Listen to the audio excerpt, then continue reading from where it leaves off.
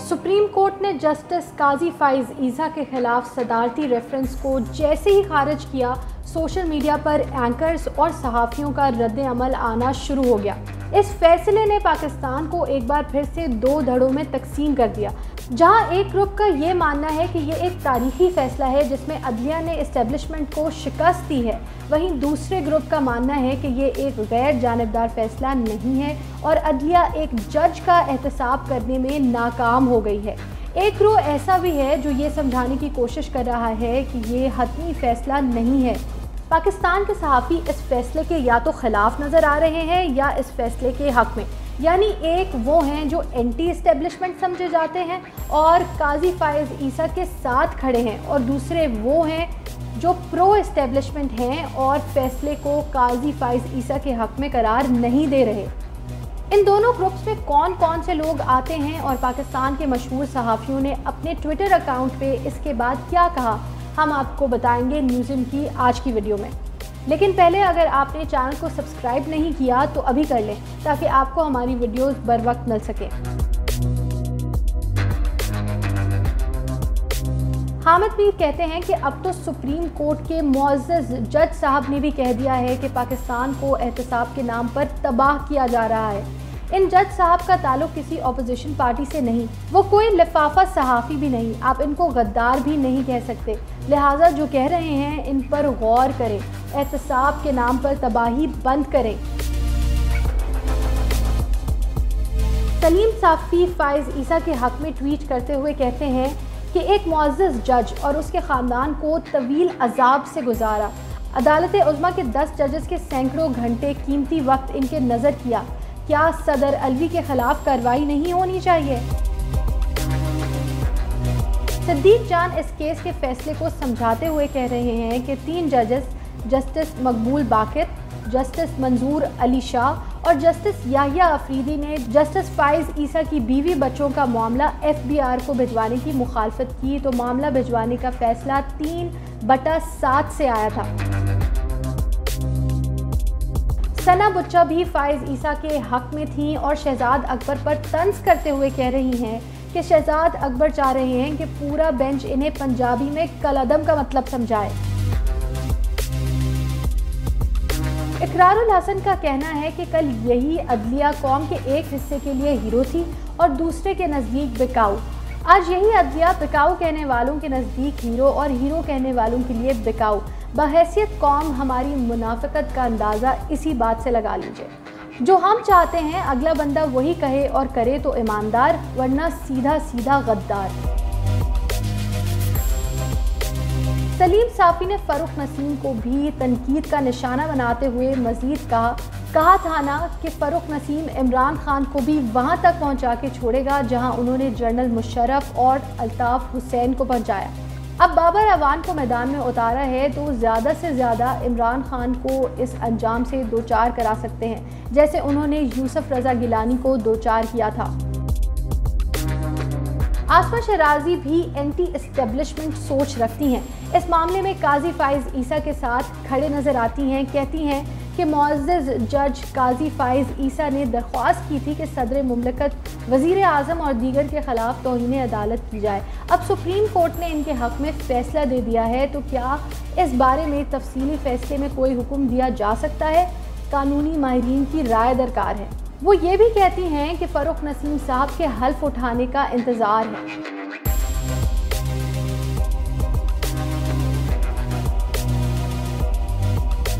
हामिद मीर मजीद कहते हैं कि जब एक इदारा दूसरे इदारे की जासूसी करने लगे तो फिर इदारों में टकराव पैदा हो जाता है। सुप्रीम कोर्ट का आज का फैसला इदारों में टकराव से बचने की कोशिश है। इस कोशिश को कामयाब बनाना हम सबकी जिम्मेदारी है।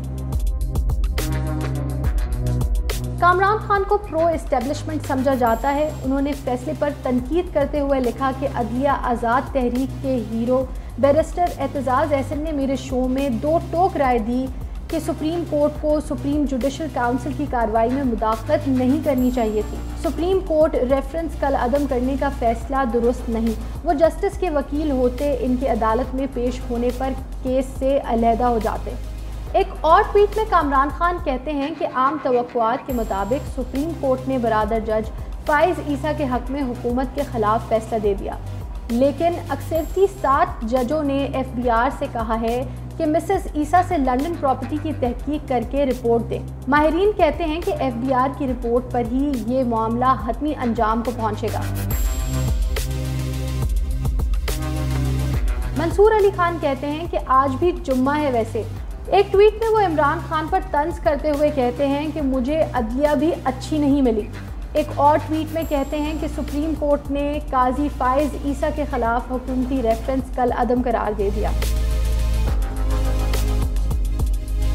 हारून रशीद कहते हैं कि जस्टिस फाइज ईसा को कुछ मिला और ना हुकूमत को।